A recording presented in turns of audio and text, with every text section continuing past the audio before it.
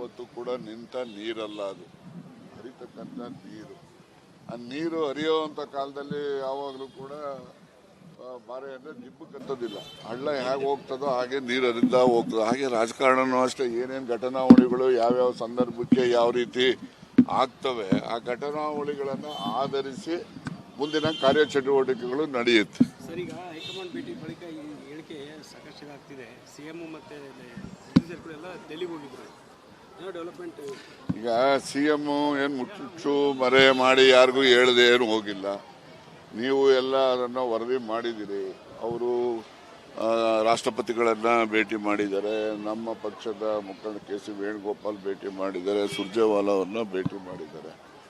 ಹಾಗೆ ರಾಜಕೀಯ ಕಾರ್ಯಚಟುವಟಿಕೆಗಳು ಚರ್ಚೆನೂ ಮಾಡ್ಕೊಂಡು ಬಂದಿದ್ದಾರೆ.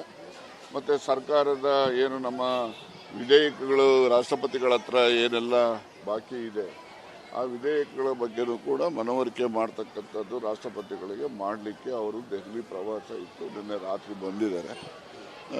ಅದರಿಂದ ಅದಕ್ಕೋಸ್ಕರ ಏನು ಹೆಚ್ಚು ಮಹತ್ವ ಕೊಡುವಂಥದ್ದು ಏನಿಲ್ಲ. ರಾಹುಲ್ ಗಾಂಧಿ ಅವರು ಹೊರದೇಶದಲ್ಲಿರೋ ಹಿನ್ನೆಲೆಯಲ್ಲಿ ಅವರ ಬಂದ ನಂತರ ಕೆಲವು ರಾಜಕೀಯ ಬದಲಾವಣೆಗಳು ತೀರ್ಮಾನಗಳು ಆಗ್ತವೆ ಅಂತೇಳಿ ನಾನು ನಿರೀಕ್ಷೆ ಮಾಡಿದ್ದೀನಿ. ಸಿಎಂ ಬದಲಾವಣೆ ಅಂತ ಚರ್ಚೆಗಳೇನಾದರೂ ಸರ್? ಯಾಕಂದ್ರೆ 2.5 ವರ್ಷ ಆದ್ಮೇಲೆ ಬದಲಾವಣೆಗಳು ಆ ಥರದ್ದು ಕಾಂಗ್ರೆಸ್ ಚರ್ಚೆ. ಯಾರು ಹೇಳಿದ್ರು ನಿಮ್ಗೆ 2.5 ವರ್ಷ ಆದ್ಮೇಲೆ?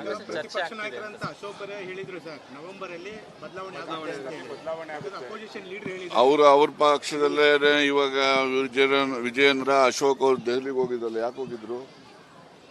ಅವರಲ್ಲೂ ಬದಲಾವಣೆಗಳು ಇದಾವೆ ಅಂತ ಇದೆಯಲ್ಲ. ರಾಜಕಾರಣದಲ್ಲಿ ನಾನು ಮೊದಲೇ ಹೇಳಿದೆ, ಇದು ನಿಂತ ನೀರಾಗೋದಿಲ್ಲ, ಹರಿತಕ್ಕಂಥ ನೀರು. ಆ ಹರಿತಕ್ಕಂಥ ಸಂದರ್ಭ ಹಾಗೇನೆ ರಾಜಕೀಯದಲ್ಲೂ ಕೂಡ ಏನೆಲ್ಲ ತೀರ್ಮಾನಗಳಾಗ್ತವೆ ಆ ತೀರ್ಮಾನಗಳನ್ನು ಆಧರಿಸಿ ಮುಂದಿನ ಚಟುವಟಿಕೆಗಳು ನಡೀತವೆ.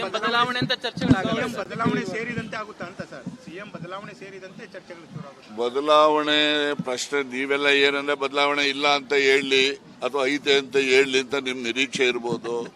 ಬದಲಾವಣೆಗಳು ಇರ್ಬೋದು, ಇಲ್ಲದೆ ಇರ್ಬೋದು, ಯಾವುದು ಇಲ್ಲದೆ ಎಲ್ಲ ಅಂತಿಮ ತೀರ್ಮಾನ ಹೈಕಮಾಂಡ್ ಅವ್ರು ತೆಗೆದುಕೊಳ್ತಾರೆ. ಹಾಗಾದ್ರೆ ವಾಸ್ತವಾಂಶ ನಿಮಗೆ ಹೇಳಿದ್ರೆ ನೀವು ಅರ್ಥ ಮಾಡ್ಕೊತೀರಿ ಅಂತ ಅನ್ಕೊಂಡಿದ್ದೀನಿ. 13ರಿಂದ 18 ಕರ್ನಾಟಕ ರಾಜ್ಯದಲ್ಲಿ ಮುಖ್ಯಮಂತ್ರಿ ಸಿದ್ದರಾಮಯ್ಯನವರು ಇದ್ರು, ಒಂದೇ ಪವರ್ ಸೆಂಟರ್ ಇದ್ರು. ಆಗ ಡಾಕ್ಟರ್ G. ಪರಮೇಶ್ವರ್ ಅಧ್ಯಕ್ಷರಿದ್ರು ಮತ್ತು ದಿನೇಶ್ ಗುಂಡೂರಾವ್ ಅವರು ಅಧ್ಯಕ್ಷರಿದ್ರು. ಅವರು ಎಲ್ಲರೂ ಕೂಡ ಒಂದು ರೀತಿಯಲ್ಲಿ ಹೊಂದಾಣಿಕೆಯಿಂದ ಎಲ್ಲ ತೀರ್ಮಾನಗಳನ್ನು ತೆಗೆದುಕೊಳ್ತಾ ಇದ್ರು. ಈಗ ಪವರ್ ಸೆಂಟರು, ಅಧ್ಯಕ್ಷದೊಂದು ಪವರ್ ಸೆಂಟರ್ ಇದೆ, ಇವ್ರದ್ದೊಂದು ಪವರ್ ಸೆಂಟರ್ ಇದೆ, ದೆಹಲಿನಲ್ಲೂ ಒಂದು ಪವರ್ ಸೆಂಟರು. ನಮ್ಮನ್ನೆಲ್ಲರೂ ಕೂಡ ಸರಿದಾರಿಗೆ ತಗೊಂಡು ಹೋಗುವಂಥ ಕೆಲಸ ದೆಹಲಿಯವರು ಮಾಡ್ತಿರ್ತಾರೆ, ಅದು ಒಂದು ಪವರ್ ಸೆಂಟರ್. ಹೀಗಾಗಿ ಪವರ್ ಸೆಂಟರ್ಗಳು ಹೆಚ್ಚೆಚ್ಚು ಆದಂಗೆ ಯಾವನೇ ಒಬ್ಬ ಮನುಷ್ಯ ಏಕಪಕ್ಷೀಯವಾಗಿ ತೀರ್ಮಾನ ತೆಗೆದುಕೊಳ್ಳೋಕೆ ಆಗೋದಿಲ್ಲ.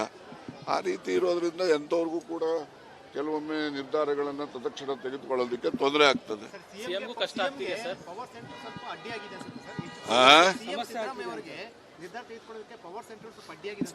ನೋಡಿ, ಪವರ್ ಸೆಂಟರ್ಗಳು ಆದಮೇಲೆ ಕನ್ಸೆನ್ಸಸ್ ಡಿಸಿಷನ್ ಆಗಬೇಕು. ಯಾರೊಬ್ಬರೇನೆ ಒಂದೇ ತೀರ್ಮಾನ ತೆಗೆದುಕೊಂಡು ಇನ್ನೊಬ್ಬರಿಗೆ ಒಪ್ಪಿಸತಕ್ಕಂಥ ಪ್ರಯತ್ನ ಮಾಡೋಕ್ಕಾಗೋದಿಲ್ಲ.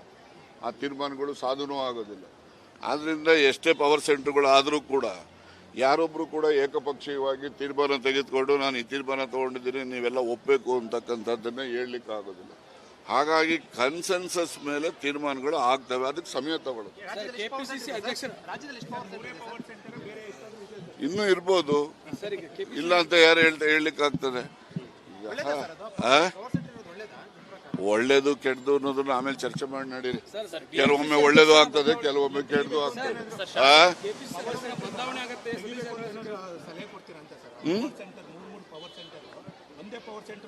ಇಲ್ಲ, ಇನ್ನೂ ಒಂದೆರಡು ಜಾಸ್ತಿ ಆಗ್ಲಿ ಅಂತ ನನ್ನ ಆಶಯ. ನಿನ್ನೆಲ್ಲ ಮಾತಾಡೋಡ್ರಿ. BR ಪಾಟೀಲ್ ಮನೀಷ ಅವರು ಸಮಾಜವಾದಿ ಹಿನ್ನೆಲೆಯಲ್ಲಿ ಅವರು ಡಾಕ್ಟರ್ ರಾಮ್ ಮನೋಹರ್ ಲೋಹಿಯ ತತ್ವಗಳನ್ನು ಇಟ್ಕೊಂಡು ಬಂದಿರತಕ್ಕಂಥವರು. ಅವರು ಏನೇ ಒಂದು ಮಾತಾಡಿದ್ರು ಕೂಡ ಅದನ್ನು ಯಾರು ಲಘುವಾಗಿ ತೆಗೆದುಕೊಳ್ಳೋದಿಲ್ಲ. CM ಅವರು ಬಹಳ ಆತ್ಮೀಯ ಸ್ನೇಹಿತರು, ಅವರು ಹೋಗೋ ಬಾರೋ ರೀತಿಯಲ್ಲಿ ಮಾತನಾಡ್ತಕ್ಕಂಥವ್ರು. ಅದು ಅವರಲ್ಲಿ ಆತ್ಮೀಯತೆ ಇದೆ. ಆತ್ಮೀಯತೆ ಹೆಚ್ಚಾಗಿ ಏನಾದರೂ ಮಾತಾಡಿರ್ಬೋದು BR ಪಾಟೀಲ್ದು. ಅದಕ್ಕೆ ಹೆಚ್ಚು ಮಹತ್ವ ಕೊಟ್ಟು ಅವ್ರವ್ರಿಗೆ ಬಹಳ ವ್ಯತ್ಯಾಸ ಬಂದ್ಬಿಟ್ಟಿದೆ ಅಂತೇಳಿ ವ್ಯಾಖ್ಯಾನ ಮಾಡ್ತಕ್ಕಂಥದ್ದು ಸರಿಯಾದಲ್ಲ.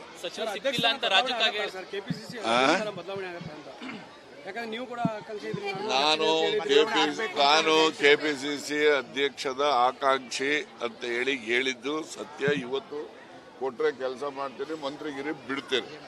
ಇಲ್ಲ ಆಗ್ಬೇಕು ಅಂತ ಹೇಳ್ತಾರೆ ಸರ್. ಈ ಸಂದರ್ಭದಲ್ಲಿ ಕೆಪಿಸಿಸಿ ಅಧ್ಯಕ್ಷ ಬದಲಾವಣೆ ಆಗ್ಬೇಕು. ನಾನು ಯಾವ ಅಧಿಕಾರ ಯಾವತ್ತೂ ಕೇಳಿದವರಲ್ಲ. ಅಧಿಕಾರ ಯಾವುದೇ ನನಗೆ ಬಂದರೂ ಕೂಡ ಆ ಜವಾಬ್ದಾರಿಯನ್ನು ಸಮರ್ಪಕವಾಗಿ ನಿರ್ವಹಿಸ್ತಕ್ಕಂಥ ಒಂದು ಶಕ್ತಿ ನನಗೆ ನಮ್ಮ ಕ್ಷೇತ್ರ ಜನ ಕೊಟ್ಟಿದೆ. ಸರ್, ರಾಜುಕಾಗೆ ಮಂತ್ರಿಗಳ ಕೈಗೆ ಸಿಕ್ತಿಲ್ಲ ಅನ್ನುವಂಥ ಅಸಮಾಧಾನವನ್ನು ವ್ಯಕ್ತಪಡಿಸಿದ್ದಾರೆ. ರಾಜುಕಾಗೆ ನೋಡಿ, ಅವರು ಸೀನಿಯರ್ ಸದಸ್ಯರು. ಅವರು ಯಾವಾಗಲೂ ವಾರದಲ್ಲಿ 1 ದಿವಸ 2 ದಿವಸ ಬೆಂಗಳೂರಿಗೆ ಬರ್ತಾರೆ. ಬರೋ ದಿವಸ ಅವರೇನು ಎಲ್ಲ ಸಚಿವರು ಸಿಗ್ತಾ ಇಲ್ಲ ಅಂತ ಹೇಳ್ತಾ ಇಲ್ಲ, ಕೆಲವು ಸಚಿವರು ಸಿಗ್ತಾ ಇಲ್ಲ ಅಂತ ಹೇಳ್ತಾರೆ. ಅವ್ರು ಕೆಲವು ಸಚಿವರು ಸಿಗ್ತಾ ಇಲ್ಲ ಅಂತಕ್ಕಂಥ ವಿಚಾರ ಏನು ಪ್ರಸ್ತಾಪ ಮಾಡ್ತಾರೆ, ಅದನ್ನು ಪಕ್ಷದ CLP ಸಭೆಯಲ್ಲಿ ಪ್ರಸ್ತಾಪ ಮಾಡಿದ್ರೆ ಯಾರೆಲ್ಲ ಸಚಿವರು ಲೋಪ ಎಸಗಿದ್ದಾರೆ ಅವರೆಲ್ಲ ಸರಿಪಡಿಸ್ಕೊಳ್ಳಿಕ್ಕೆ ಅನುಕೂಲ ಆಗ್ತದೆ. ಯಾವತ್ತೂ ಕೂಡ ನಿಂತ ನೀರಲ್ಲ, ಅದು ಹರಿತಕ್ಕಂಥ ನೀರು. ಆ ನೀರು ಹರಿಯುವಂಥ ಕಾಲದಲ್ಲಿ ಯಾವಾಗಲೂ ಕೂಡ ಬಾರೆಯನ್ನು ಜಿಪ್ಪಕ್ಕಂಥದ್ದಿಲ್ಲ. ಹಳ್ಳ ಹೇಗೆ ಹೋಗ್ತದೋ ಹಾಗೆ ನೀರು ಹರಿತಾ ಹೋಗ್ತದೆ. ಹಾಗೆ ರಾಜಕಾರಣನೂ ಅಷ್ಟೇ, ಏನೇನು ಘಟನಾವಳಿಗಳು ಯಾವ್ಯಾವ ಸಂದರ್ಭಕ್ಕೆ ಯಾವ ರೀತಿ ಆಗ್ತವೆ ಆ ಘಟನಾವಳಿಗಳನ್ನು ಆಧರಿಸಿ ಮುಂದಿನ ಕಾರ್ಯಚಟುವಟಿಕೆಗಳು ನಡೆಯುತ್ತೆ. ಸರ್, ಈಗ ಹೈಕಮಾಂಡ್ ಭೇಟಿ ಬಳಿಕ ಈ ಹೇಳಿಕೆ ಸಾಕಷ್ಟು ಇದಾಗ್ತಿದೆ. CM ಮತ್ತು ಕೂಡ ಎಲ್ಲ ಡೆಲ್ಲಿಗೆ ಹೋಗಿದ್ರು. ಏನೋ ಡೆವಲಪ್ಮೆಂಟ್. ಈಗ CM ಏನು ಮುಚ್ಚು ಮರೆ ಮಾಡಿ ಯಾರಿಗೂ ಹೇಳದೆ ಏನು ಹೋಗಿಲ್ಲ. ನೀವು ಎಲ್ಲ ಅದನ್ನು ವರದಿ ಮಾಡಿದ್ದೀರಿ. ಅವರು ರಾಷ್ಟ್ರಪತಿಗಳನ್ನು ಭೇಟಿ ಮಾಡಿದ್ದಾರೆ, ನಮ್ಮ ಪಕ್ಷದ ಮುಖಂಡ KC ವೇಣುಗೋಪಾಲ್ ಭೇಟಿ ಮಾಡಿದ್ದಾರೆ, ಸುರ್ಜೇವಾಲಾವನ್ನು ಭೇಟಿ ಮಾಡಿದ್ದಾರೆ. ಹಾಗೆ ರಾಜಕೀಯ ಕಾರ್ಯಚಟುವಟಿಕೆಗಳು ಚರ್ಚೆನೂ ಮಾಡ್ಕೊಂಡ್ಬಂದಿದ್ದಾರೆ. ಮತ್ತು ಸರ್ಕಾರದ ಏನು ನಮ್ಮ ವಿಧೇಯಕಗಳು ರಾಷ್ಟ್ರಪತಿಗಳ ಹತ್ರ ಏನೆಲ್ಲ ಬಾಕಿ ಇದೆ ಆ ವಿಧೇಯಕಗಳ ಬಗ್ಗೆನೂ ಕೂಡ ಮನವರಿಕೆ ಮಾಡ್ತಕ್ಕಂಥದ್ದು ರಾಷ್ಟ್ರಪತಿಗಳಿಗೆ ಮಾಡಲಿಕ್ಕೆ ಅವರು ದೆಹಲಿ ಪ್ರವಾಸ ಇತ್ತು, ನಿನ್ನೆ ರಾತ್ರಿ ಬಂದಿದ್ದಾರೆ. ಅದರಿಂದ ಅದಕ್ಕೋಸ್ಕರ ಏನು ಹೆಚ್ಚು ಮಹತ್ವ ಕೊಡುವಂಥದ್ದು ಏನಿಲ್ಲ. ರಾಹುಲ್ ಗಾಂಧಿ ಅವರು ಹೊರದೇಶದಲ್ಲಿರೋ ಹಿನ್ನೆಲೆಯಲ್ಲಿ ಅವರ ಬಂದ ನಂತರ ಕೆಲವು ರಾಜಕೀಯ ಬದಲಾವಣೆಗಳು ತೀರ್ಮಾನಗಳು ಆಗ್ತವೆ ಅಂತೇಳಿ ನಾನು ನಿರೀಕ್ಷೆ ಮಾಡಿದ್ದೀನಿ. CM ಬದಲಾವಣೆ ಅಂತ ಚರ್ಚೆಗಳೇನಾದರೂ ಸರ್, ಯಾಕಂದ್ರೆ 2.5 ವರ್ಷ ಆದ್ಮೇಲೆ ಬದಲಾವಣೆಗಳು ಆ ಥರದ್ದು ಕಾಂಗ್ರೆಸ್ ಚರ್ಚೆ. ಯಾರು ಹೇಳಿದ್ರು ನಿಮ್ಗೆ 2.5 ವರ್ಷ ಆದ್ರೆ? ಪ್ರತಿಪಕ್ಷ ನಾಯಕರಂತ ಅಶೋಕ್ ಹೇಳಿದ್ರು ಸರ್, ನವೆಂಬರ್ ಅಲ್ಲಿ ಬದಲಾವಣೆ ಅಪೋಸಿಷನ್ ಲೀಡರ್ ಹೇಳಿದ್ರು. ಅವ್ರ ಪಕ್ಷದಲ್ಲೇ ಇವಾಗ ವಿಜಯೇಂದ್ರ ಅಶೋಕ್ ಅವರು ದೆಹಲಿಗೆ ಹೋಗಿದ್ದಲ್ಲ, ಯಾಕೆ ಹೋಗಿದ್ರು? ಅವರಲ್ಲೂ ಬದಲಾವಣೆಗಳು ಇದಾವೆ ಅಂತ ಇದೆಯಲ್ಲ. ರಾಜಕಾರಣದಲ್ಲಿ ನಾನು ಮೊದಲೇ ಹೇಳಿದೆ, ಇದು ನಿಂತ ನೀರಾಗೋದಿಲ್ಲ, ಹರಿತಕ್ಕಂಥ ನೀರು. ಆ ಹರಿತಕ್ಕಂಥ ಸಂದರ್ಭ ಹಾಗೇನೆ ರಾಜಕೀಯದಲ್ಲೂ ಕೂಡ ಏನೆಲ್ಲ ತೀರ್ಮಾನಗಳಾಗ್ತವೆ ಆ ತೀರ್ಮಾನಗಳನ್ನು ಆಧರಿಸಿ ಮುಂದಿನ ಚಟುವಟಿಕೆಗಳು ನಡೀತವೆ. ಬದಲಾವಣೆ ಸೇರಿದಂತೆ ಆಗುತ್ತಾ ಅಂತ ಸರ್? CM ಬದಲಾವಣೆ ಸೇರಿದಂತೆ ಚರ್ಚೆಗಳು ಶುರುವಾಗುತ್ತೆ. ಬದಲಾವಣೆ ಪ್ರಶ್ನೆ ನೀವೆಲ್ಲ ಏನಂದ್ರೆ ಬದಲಾವಣೆ ಇಲ್ಲ ಅಂತ ಹೇಳಲಿ ಅಥವಾ ಐತೆ ಅಂತ ಹೇಳಲಿ ಅಂತ ನಿಮ್ ನಿರೀಕ್ಷೆ ಇರ್ಬೋದು. ಬದಲಾವಣೆಗಳು ಇರ್ಬೋದು, ಇಲ್ಲದೆ ಇರ್ಬೋದು, ಯಾವುದು ಇಲ್ಲದೆ ಎಲ್ಲ ಅಂತಿಮ ತೀರ್ಮಾನ ಹೈಕಮಾಂಡ್ ಅವ್ರು ತೆಗೆದುಕೊಳ್ತಾರೆ. ಪವರ್ ಸೆಂಟರ್ ಬಗ್ಗೆ ನೀವು ಮತ್ತೆ 2-3 ಪವರ್ ಸೆಂಟರ್ ಇಲ್ಲ 2-3 ಆಗಿದೆ. ಹಾಗಾದ್ರೆ ವಾಸ್ತವಾಂಶ ನಿಮಗೆ ಹೇಳಿದ್ರೆ ನೀವು ಅರ್ಥ ಮಾಡ್ಕೊತೀರಿ ಅಂತ ಅನ್ಕೊಂಡಿದ್ದೀನಿ. 13ರಿಂದ 18 ಕರ್ನಾಟಕ ರಾಜ್ಯದಲ್ಲಿ ಮುಖ್ಯಮಂತ್ರಿ ಸಿದ್ದರಾಮಯ್ಯನವರು ಇದ್ರು, ಒಂದೇ ಪವರ್ ಸೆಂಟರ್ ಇದ್ರು. ಆಗ ಡಾಕ್ಟರ್ G. ಪರಮೇಶ್ವರ್ ಅಧ್ಯಕ್ಷರಿದ್ರು ಮತ್ತು ದಿನೇಶ್ ಗುಂಡೂರಾವ್ ಅವರು ಅಧ್ಯಕ್ಷರಿದ್ರು. ಅವರು ಎಲ್ಲರೂ ಕೂಡ ಒಂದು ರೀತಿಯಲ್ಲಿ ಹೊಂದಾಣಿಕೆಯಿಂದ ಎಲ್ಲ ತೀರ್ಮಾನಗಳನ್ನು ತೆಗೆದುಕೊಳ್ತಾ ಇದ್ರು. ಈಗ ಪವರ್ ಸೆಂಟರು ಅಧ್ಯಕ್ಷದೊಂದು ಪವರ್ ಸೆಂಟರ್ ಇದೆ, ಇವ್ರದ್ದೊಂದು ಪವರ್ ಸೆಂಟರ್ ಇದೆ, ದೆಹಲಿನಲ್ಲೂ ಒಂದು ಪವರ್ ಸೆಂಟರು. ನಮ್ಮನ್ನೆಲ್ಲರೂ ಕೂಡ ಸರಿದಾರಿಗೆ ತಗೊಂಡು ಹೋಗುವಂಥ ಕೆಲಸ ದೆಹಲಿಯವರು ಮಾಡ್ತಿರ್ತಾರೆ, ಅದು ಒಂದು ಪವರ್ ಸೆಂಟರ್. ಹೀಗಾಗಿ ಪವರ್ ಸೆಂಟರ್ಗಳು ಹೆಚ್ಚೆಚ್ಚು ಆದಂಗೆ ಯಾವನೇ ಒಬ್ಬ ಮನುಷ್ಯ ಏಕಪಕ್ಷೀಯವಾಗಿ ತೀರ್ಮಾನ ತೆಗೆದುಕೊಳ್ಳೋಕೆ ಆಗೋದಿಲ್ಲ. ಆ ರೀತಿ ಇರೋದ್ರಿಂದ ಎಂಥವ್ರಿಗೂ ಕೂಡ ಕೆಲವೊಮ್ಮೆ ನಿರ್ಧಾರಗಳನ್ನು ತತ್ಕ್ಷಣ ತೆಗೆದುಕೊಳ್ಳೋದಕ್ಕೆ ತೊಂದರೆ ಆಗ್ತದೆ. ಕಷ್ಟ ಆಗ್ತಿದೆ ಸರ್.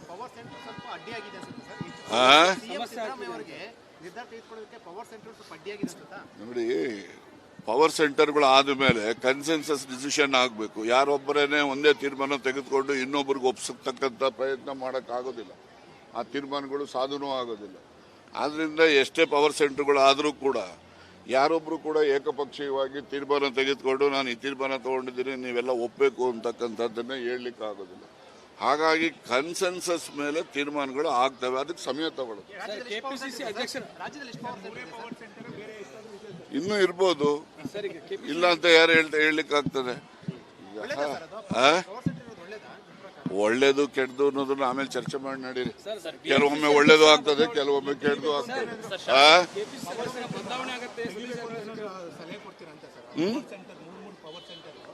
ಒಂದೇ ಪವರ್ ಸೆಂಟರ್ ಮಾಡಬೇಕು ಇಲ್ಲ ಇನ್ನೂ ಒಂದೆರಡು ಜಾಸ್ತಿ ಆಗ್ಲಿ ಅಂತ ನನ್ನ ಆಶಯ. ಸರ್ ಬಿ ಆರ್ ಪಾಟೀಲ್ ಅವ್ರನ್ನೆಲ್ಲ ಕರೆಸಿ ಸಿಎಂ ಮಾತಾಡಿದ್ದಾರೆ. ನಿನ್ನೆಲ್ಲ ಮಾತಾಡೋಡ್ರಿ. ಬಿ ಆರ್ ಪಾಟೀಲ್ ಮನುಷ್ಯ ಅವರು ಸಮಾಜವಾದಿ ಹಿನ್ನೆಲೆಯಲ್ಲಿ ಅವರು ಡಾಕ್ಟರ್ ರಾಮ್ ಮನೋಹರ್ ಲೋಹಿಯ ತತ್ವಗಳನ್ನು ಇಟ್ಕೊಂಡು ಬಂದಿರ್ತಕ್ಕಂಥವ್ರು. ಅವರು ಏನೇ ಒಂದು ಮಾತಾಡಿದ್ರು ಕೂಡ ಅದನ್ನು ಯಾರು ಲಘುವಾಗಿ ತೆಗೆದುಕೊಳ್ಳೋದಿಲ್ಲ. ಸಿ ಎಂ ಅವರು ಭಾಳ ಆತ್ಮೀಯ ಸ್ನೇಹಿತರು, ಅವರು ಹೋಗೋ ಬಾರೋ ರೀತಿಯಲ್ಲಿ ಮಾತನಾಡ್ತಕ್ಕಂಥವ್ರು.